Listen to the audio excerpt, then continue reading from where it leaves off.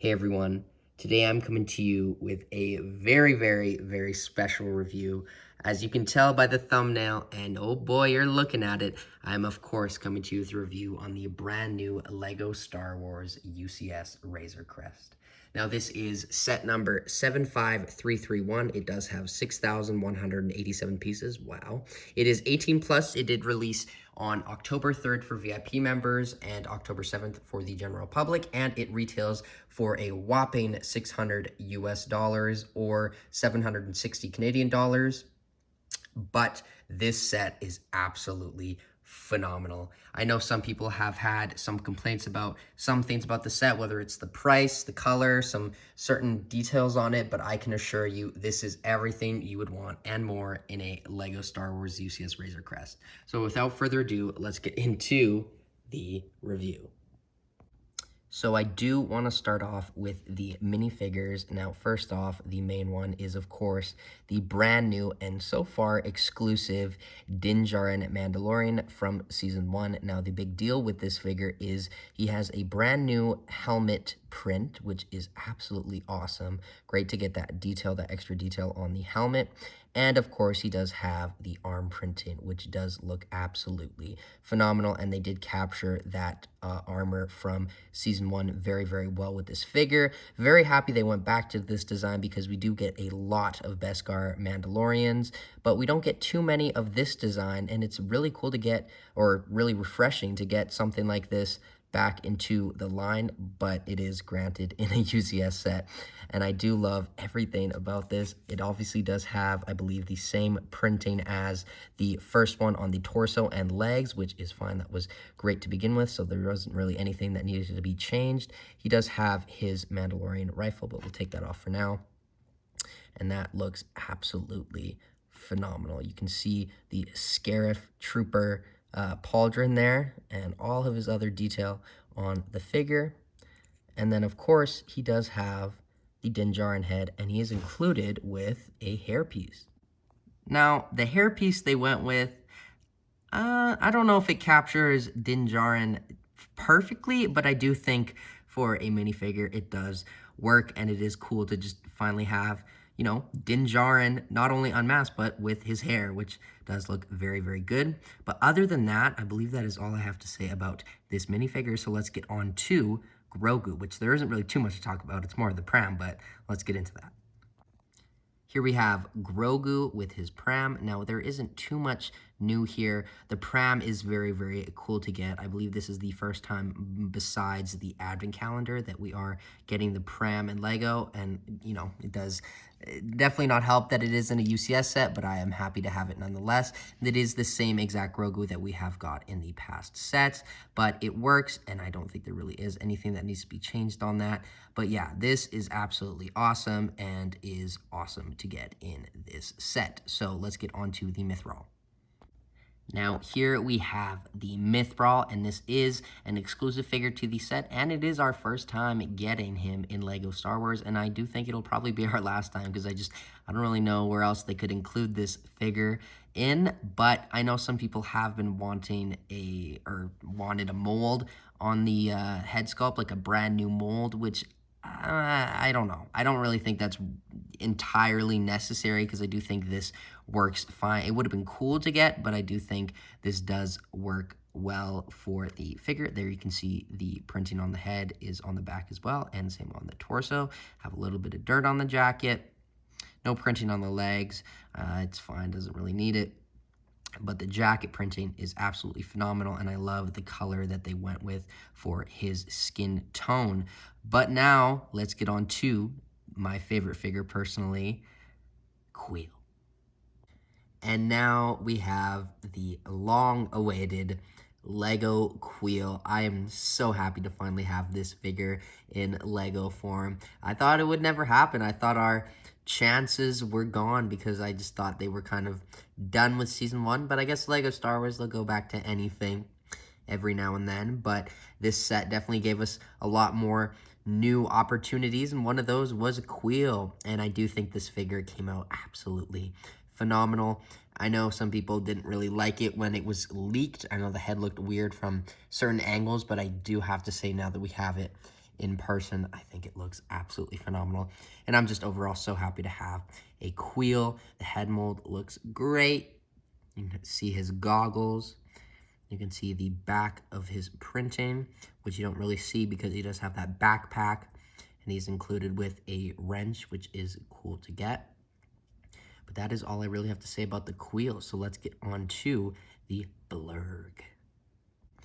Now here we have the Blurg, which is actually our first time getting this in Lego Star Wars. Whoa, I think it looks absolutely phenomenal. It does kind of look like a microfighter, but I am very happy to have it nonetheless. Definitely interesting that they included it with the UCS Razor Crest, but you do have a little spot on the top with one stud to put the Queel in, and he just fits in like so, and that looks absolutely phenomenal. And the Blurg has a little bit of articulation, has a ball joint there, ball joint at the tail, and the arms go up and down his little dinosaur arms.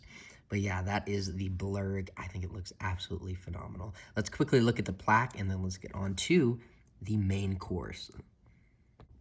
Now here we have the display plaque, which sadly still isn't printed, but I do think it will be very soon with the Ferrari getting a printed one. And I do believe in one of Solid Brick Studios interviews, he said that the team was saying how they were going to probably get into doing the printing for these very soon. So hopefully in the next UCS set, but you can fit all of the figures on it. You can fit Mando and Grogu on the one side, and on the other side, you can fit the Mythrol and Queel on his Blurg, which is very cool.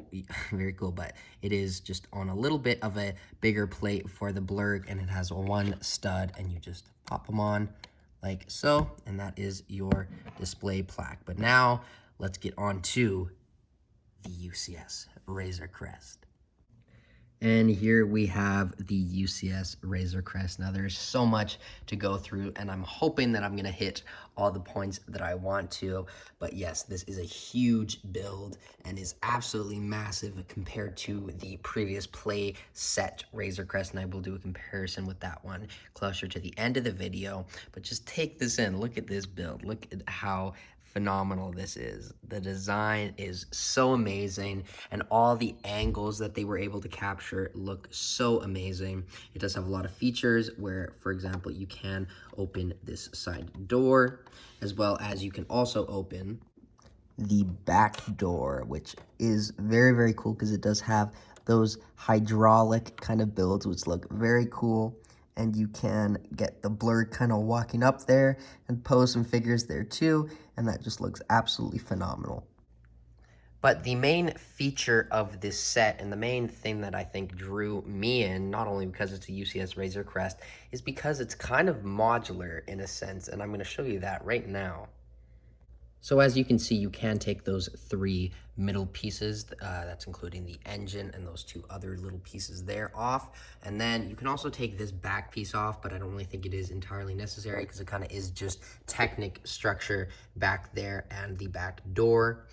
But you can also remove this cockpit, which let's take a look at that first. That looks absolutely phenomenal and recreates so many of those scenes, or you can recreate so many of those scenes from season 1 and season 2, not season 3, because this thing don't fly no more.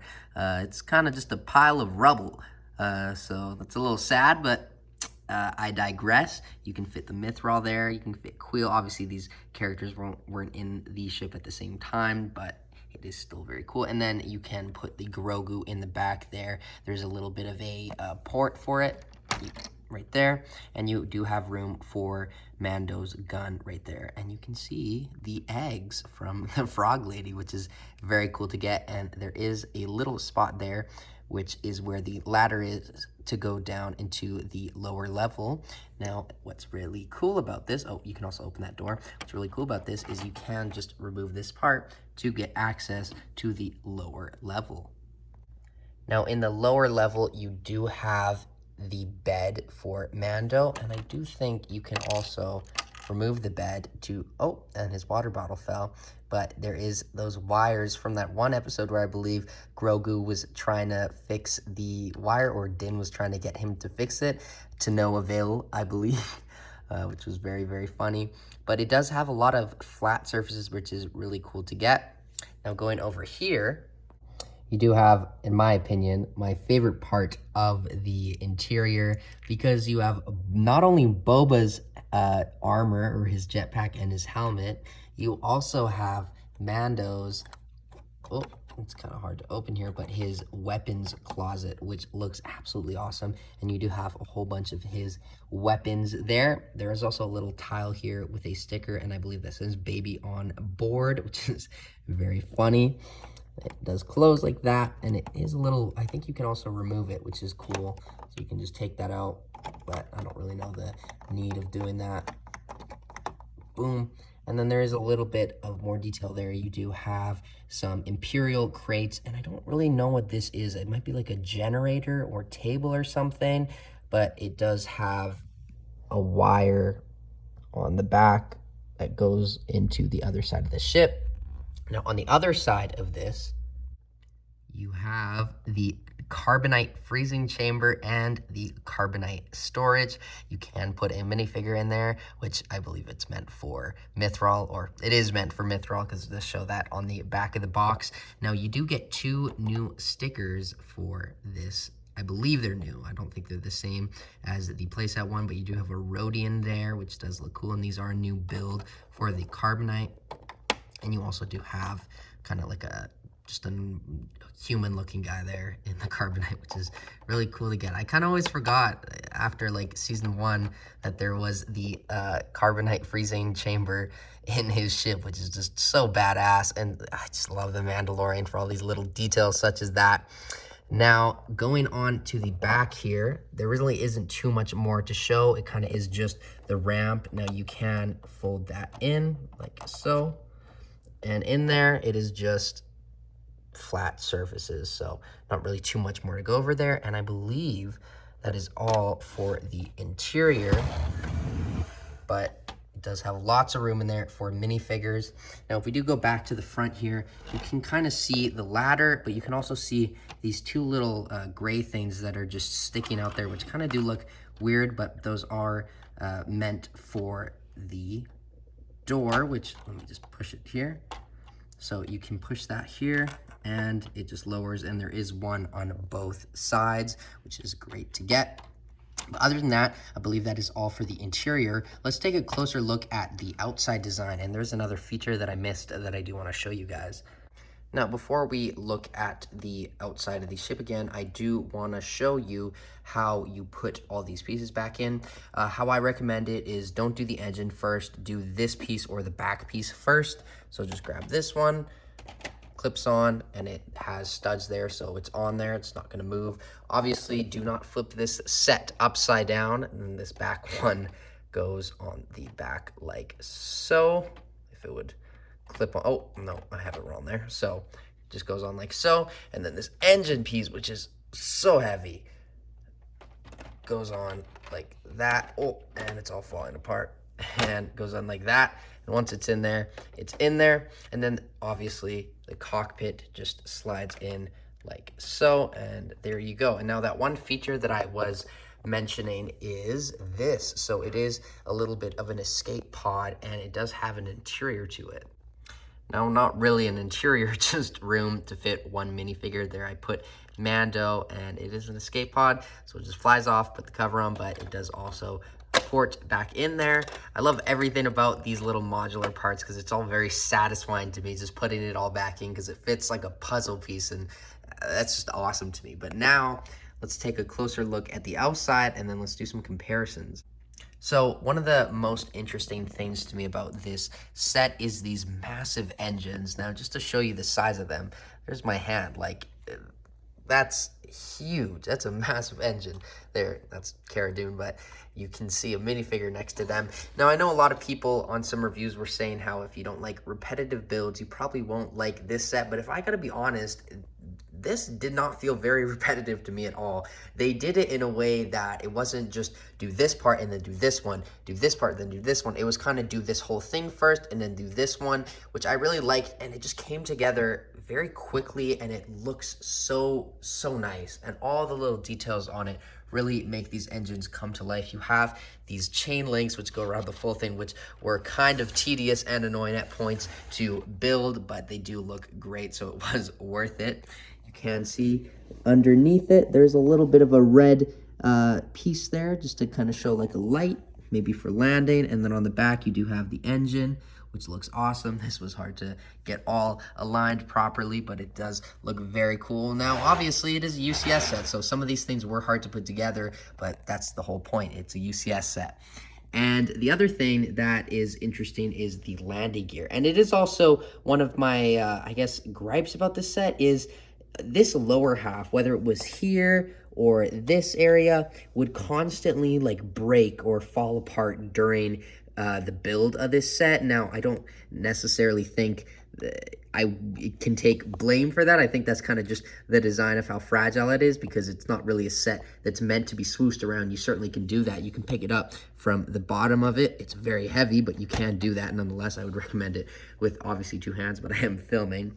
Now, one thing I don't really like is that you can't fold the landing gear in, which would have been very cool and would have put a cherry on top for this set. But granted, you will 9 times out of 10 probably have it with the landing gear out if there was that feature anyway. And the landing gear does look good.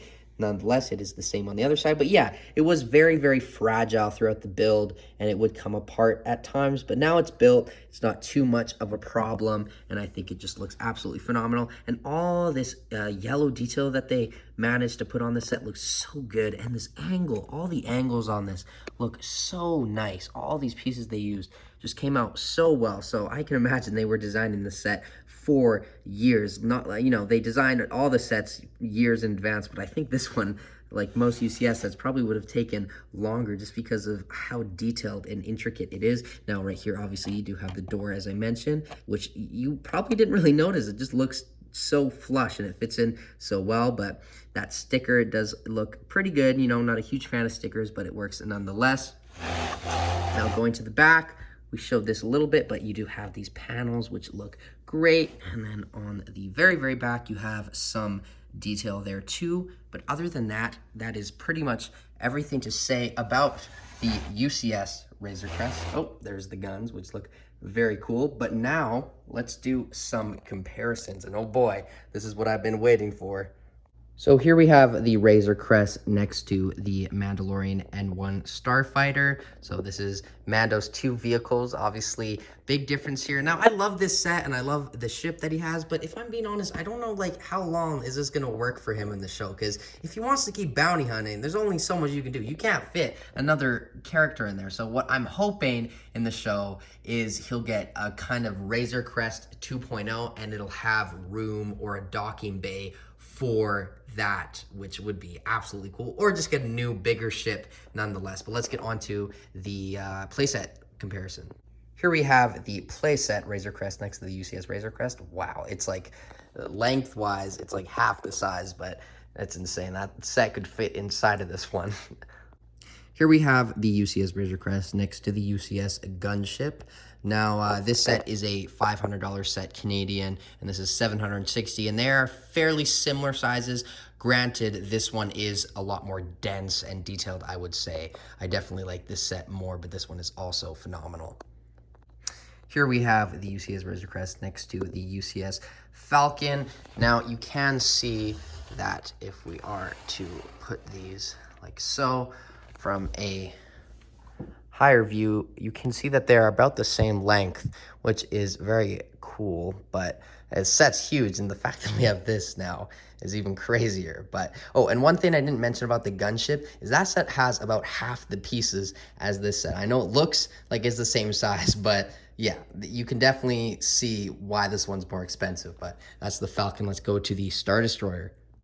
Now, here we have the UCS Star Destroyer next to the UCS Razor Crest. These were actually, I think, fairly similar in the prices. I think maybe the Star Destroyer might have been, I think it was $850 here, but I think now it's a little bit more, so I'd say $100 more than this. But it is hollow, granted, and this one is very dense and smaller pieces, and more pieces by, I think, 1,500-ish, but still very big nonetheless. That's a very cool comparison. Here we have the UCS Razor Crest next to the UCS AT-AT. Here we have the AT-ST Raider next to the UCS Razor Crest. Here we have the 20th anniversary of LEGO Star Wars Slave 1 next to the UCS Razor Crest. I do not own the UCS Slave 1. I think that is my top LEGO Star Wars set that I really, really want. Realistically, obviously, there are some of those grails, but I think I really want that UCS Slave 1. But at the same time, I do think they will remake one in the next couple years. And who knows, maybe it is the next UCS set. I think there's a chance, but we'll see. Here we have Moff Gideon's light cruiser next to the UCS Razor Crest, and it certainly isn't as intimidating now when you compare it next to this, but still a very cool set. Now let's get on to my final and most important comparison. Here we have Grogu next to the UCS Razor Crest. Yeah, that is the most important one. No argument. It's easily the most important one. Boom, boom. I love that set. I love both of these sets. I really want the helmet now. I have all the helmets except for those 3 latest ones, so hopefully I'll get those soon. But yeah, that's all the comparisons. So let's take a quick look at the packaging and instructions, and then I think all that's left is my final thoughts. Now here we have the instructions for the Razor Crest, and I have no idea what LEGO was thinking. These look terrible. Why are they yellow and why are they all separate? It would have been cool to get like a binded together one with the really cool image like on the box art, but nope, we get yellow instructions, and you know, you get some really cool information in there about the Razor Crest. Obviously, you can kind of take a look at that. Some cool set images there. But yeah, I don't know why they're yellow. I'm very confused by that. But yeah, let's get on to the box. Now here we have the box for the Razor Crest. There you have a very cool image with a little bit of clouds in the background. There you can see all the information. There's the side. There is the back of the box. The other side, the Razor Crest. Very funny there. There you can see the blurred quill and the mithril. And then on the bottom, boom, you have the bottom of the ship, which I didn't show you guys because it's kind of hard, but there you get a look at it. But it is a thinner box compared to those other big 3, the Star Destroyer, the AT-AT, and the Falcon. But there is a very cool little Easter egg inside of the box, and I'll show you that right now. So you have some very, very nice art of the Mandalorian, or concept art, on the boxes inside. Now this is box 1, or I would like to say season 1 because I think it has season 1 kind of art, but I don't really think it matters. There you can see the other side, bottom, there. Now that's, I think, my favorite image. That just looks really, really cool. That's box number 2, and then on the other side you have Razor Crest on, I believe, the planet where he meets Cara Dune, or the planet where he meets Ahsoka. But now it's time for my final thoughts. And just like that, the UCS Razor Crest review is done. Now for my final thoughts, honestly, I think this set is absolutely amazing, and I'm just baffled that they actually made this, and I'm so happy that they did, because I never thought they would. I thought maybe the time has passed, but it's never late to do this. And I think, you know, some people were saying, yeah, you know, they blew up, it's too late now, but I love this set, and I'm so happy to have it. Granted, it is expensive, but all UCS sets are expensive, and this is fairly cheap compared to the other ones. I'm not going to say 760 is cheap, but the other ones are in the $800 to $900 to $1,000 price point now, and this one does seem fairly reasonable when you look at the piece count at 6,187 pieces for $600. That's a very good price per piece, which I shouldn't really count, but everyone always goes to that, and that is a good price per piece ratio. But yes, I think this set came out absolutely phenomenal. I love everything about it. I know some people wanted it to be in chrome, but I think that is kind of unrealistic because a lot of the pieces they don't even have in that color, and that would have made this set very, very expensive, let alone that it is already expensive. It probably would have been at like $1,000, but yes. I don't know if I should rate this. I guess I will, but I'll give it like a 9.7 out of 10. I think this set is amazing, and I don't think you will be disappointed with it. I do think maybe we could have got a couple more minifigures, maybe like a Migs Mayfield or maybe a Ahsoka from Mandalorian, but I think this is mainly season 1 anyway. But yes, overall, I think this set is a phenomenal set. Let me know what you think of it in the comments below. Start a conversation, and as always, I will join in. And yes, thank you guys so much for watching. As always, I have been Jagger Collector. Go check out my UCS Razor Crest shopping video. Thanks, Gavin, for helping me with that one. But until my next video, I will see you then. Thank you for watching. Bye, guys.